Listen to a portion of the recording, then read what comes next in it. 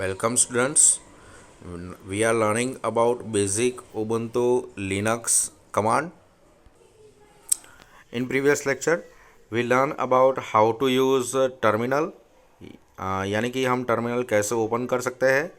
बाद में हमने देखा कि जो कैल कमांड है, डेट कमांड है, उसके बारे में भी हमने देखा। कैल कमांड जो हमें करंट मंथ का कैलेंडर यानी या कोई पर्टिकुलर ईयर का कोई कैलेंडर मंथ का कैलेंडर हमें शो करता है। डेट कमांड जो कि डेट डिस्प्ले करता है। बेसिक कैलकुलेटर हमने देखा।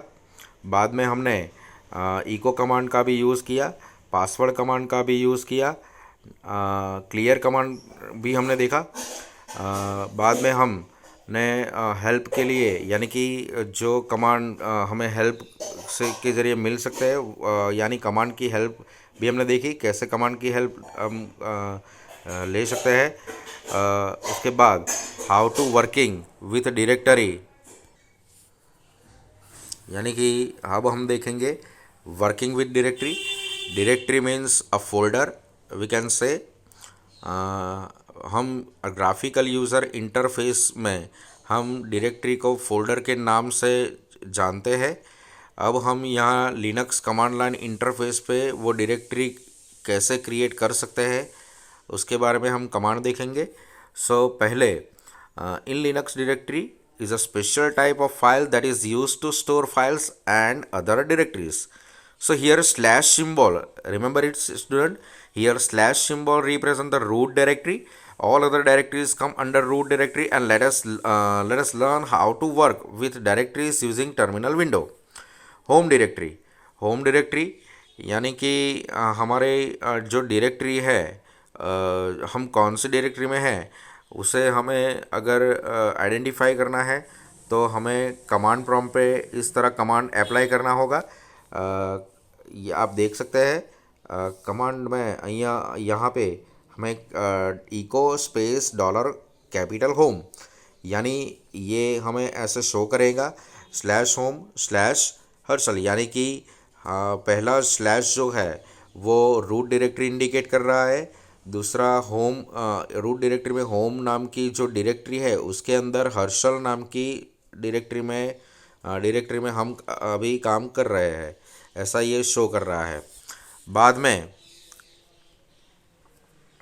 हमें यहाँ पे प्रेजेंट वर्किंग डायरेक्टरी अगर आइडेंटिफाई करनी है तो हम pwd कमांड दे सकते हैं। pwd कमांड अप्लाई करके हम प्रेजेंट वर्किंग डायरेक्टरी हम देख सकते हैं। अभी हम कौन सी डायरेक्टरी में वर्क कर रहे हैं उसको जानने के लिए pwd कमांड अप्लाई करना होगा। अब हम अगर डायरेक्टरी क्रिएट करना चाहते हैं तो डायरेक्टरी क्रिएट करने के लिए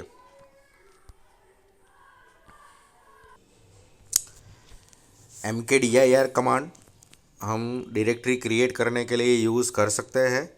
आप देख सकते हैं mkdir स्पेस सब्जेक्ट, यानी कि यहाँ पे हमें कोई जो डायरेक्टरी क्रिएट करनी है तो हम यहाँ पे mkdir कमांड का यूज़ कर सकते हैं। mkdir स्पेस सब्जेक्ट, सपोज़ यहाँ पे सब्जेक्ट नाम की जो डायरेक्टरी है वो सब्जेक्ट नाम की डायरेक्टरी क्रिएट की हुई है। हम इस करने के लिए हम ऐसा कमांड अप्लाई कर सकते हैं। अगर हम ऐसा कमांड भी अप्लाई करना चाहे, यानी कि हम एक साथ बहुत सारी डायरेक्टरी क्रिएट करना चाहते हैं तो mkdir करके, सपोज़ यहाँ पे दी हुई है animals, birds, vehicles and plants, यहाँ पे 4 डायरेक्टरी जो है वो 4 डायरेक्टरीज यहाँ पे एक साथ क्रिएट की हुई है एक ही कमांड का यूज़ करके। अगर हम कमांड जो हमारी डायरेक्टरी क्रिएट की हुई है उसको ओपन करना चाहते हैं तो यहाँ पे cd कमांड का यूज़ कर सकते हैं। cd stands for change directory, या हमारी डायरेक्टरी हमें चेंज करनी है तो हमें ये कमांड दे सकते हैं, अप्लाई कर सकते हैं। सपोज cd स्पेस सब्जेक्ट, यानी कि सब्जेक्ट नाम की डायरेक्टरी ओपन होगी और हम वहाँ पे pwd कमांड अप्लाई करके हम देखेंगे तो हमारा जो प्रॉम्प्ट है, कमांड प्रॉम्प्ट ऐसा दिखाई देगा। आप देख सकते हैं slash home slash administrator and slash subject, यानी कि अब हमारी जो पोजीशन है हम सब्जेक्ट नाम की डायरेक्टरी सब्जेक्ट नाम की डायरेक्टरी को हमने ओपन की हुई है। अगर हम डायरेक्टरी को क्लोज़ करना है तो हम डायरेक्टरी प्रीवियस डायरेक्टरी में जाना है तो cd स्पेस डॉट डॉट का कमांड का यूज़ करके हम उसे चेंज कर सकते हैं, because dot dot refers previous command और पेरेंट डायरेक्टरी। आप देख सकते हैं cd स्पेस डॉट डॉट, यानी कि हमें अगर एक से ज़्यादा डायरेक्टरी के बाहर निकलना है तो हमें उतने टाइम हमें कमांड अप्लाई करना होगा। लेकिन यहाँ पे एक कमांड भी दिया गया हुआ है cd space dot dot slash dot dot, यानी कि एक साथ हमें दो दो डायरेक्टरी में से बाहर निकलना है यानी क्लोज करना है तो cd space dot dot slash dot dot, यानी कि दो डायरेक्टरी क्लोज करेगा ये। बाद में हम देख सकते हैं यहाँ पे cd slash cd tile desktop, यानी कि ये डेस्कटॉप नाम की जो डायरेक्टरी है वो डायरेक्टरी हमें यहाँ पे ओपन हमें उस डायरेक्टरी में ले जाएगा।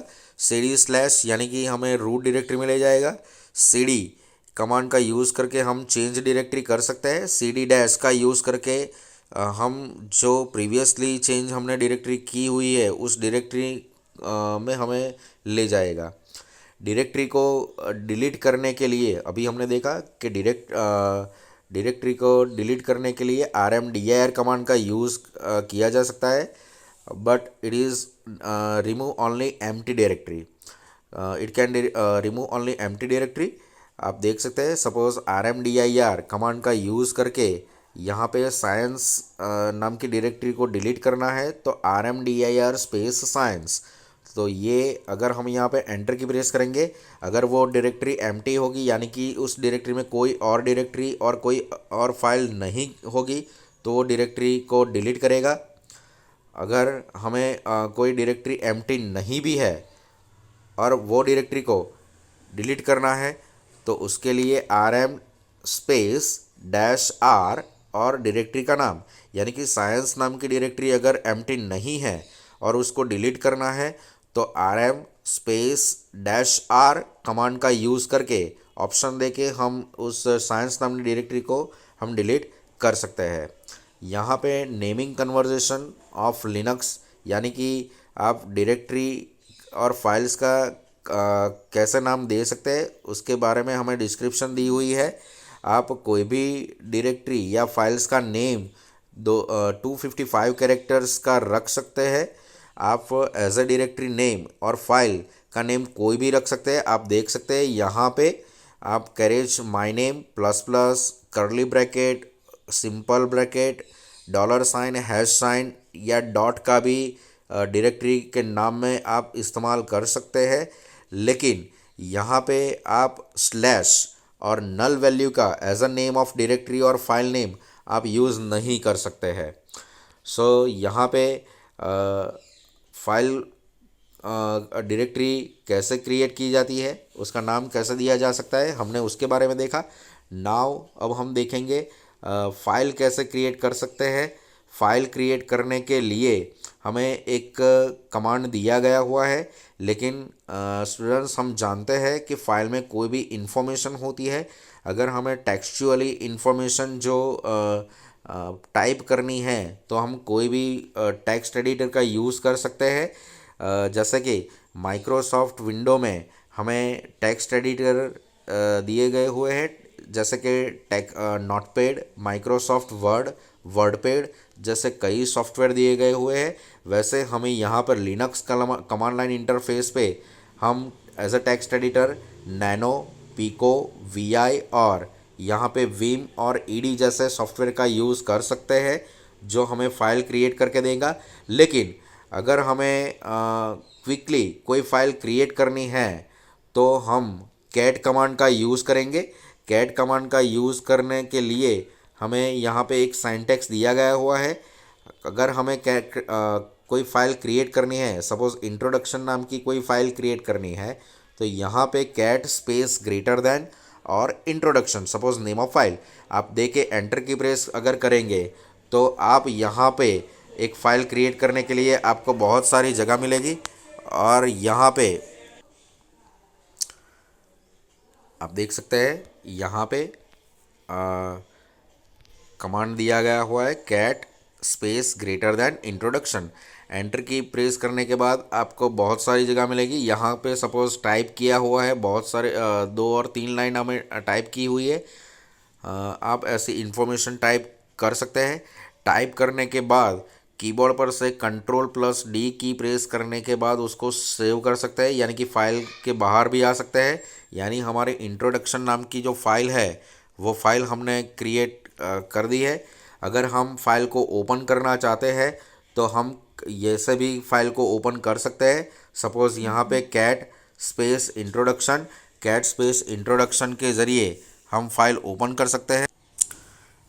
आप देख सकते हैं कैट स्पेस इंट्रोडक्शन, यहाँ पे फाइल में कौन कौन सी इन्फॉर्मेशन है आप देख सकते हैं। यानी कि कैट कमांड का यूज़ करके आप फाइल क्रिएट भी कर सकते हैं और फाइल के अंदर कौन सी इन्फॉर्मेशन है उसको जानने के लिए आप कैट कमांड का भी यूज़ कर सकते हैं।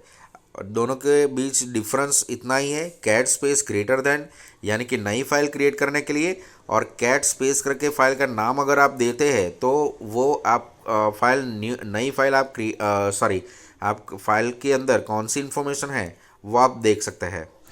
यहाँ पे एक अपेंडिंग कंटेंट दिया गया हुआ है। अगर हमें कोई फाइल हमने क्रिएट की हुई है और उसके अंदर हमें कोई इन्फॉर्मेशन अभी ऐड और करनी है तो ये साइन हमें उसके साथ यूज़ करनी होगी। जैसे कि यहाँ पर cat double greater than introduction type किया हुआ है, यानी कि इंट्रोडक्शन नाम की जो फाइल क्रिएट की हुई है उसमें और भी इंफॉर्मेशन हमें ऐड करनी है, तो ऐसे हम कमांड दे सकते हैं। और ये कमांड अप्लाई करने के बाद हमें और भी स्पेस मिलेगी। स्पेस मिलने के बाद हम उस स्पेस में टाइप करेंगे और Ctrl+D प्रेस करने के बाद उस फाइल में और 2 लाइन जुड़ जाएगी। फाइल हमें अगर 2 फाइल को मर्ज करके तीसरी और नई फाइल क्रिएट करनी है तो यहाँ पे हमें कमांड दिया गया हुआ है cat file1 space file2 greater than file3, यानी कि यहाँ पर file1 और file2 दोनों फाइल यहाँ पे मर्ज होगी, ये दोनों की इन्फॉर्मेशन मर्ज होगी और वो फाइल तीसरी फाइल हमें क्रिएट करके देगा।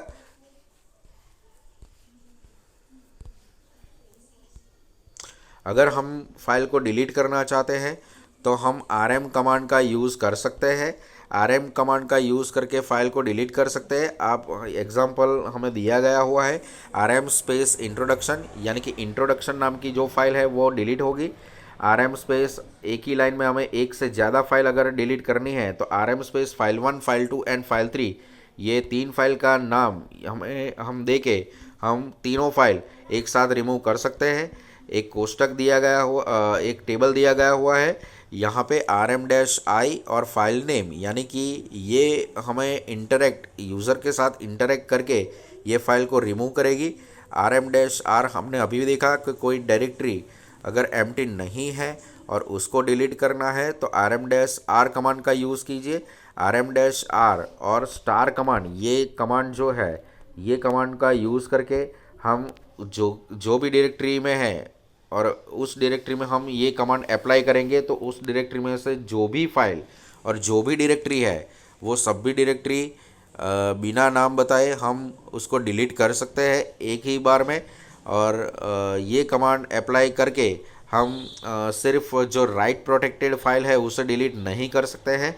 अगर राइट प्रोटेक्टेड फाइल को भी डिलीट करना है तो हम ऐसे rm-rf कमांड का यूज़ करके हम उस राइट प्रोटेक्टेड फाइल को भी डिलीट कर सकते हैं।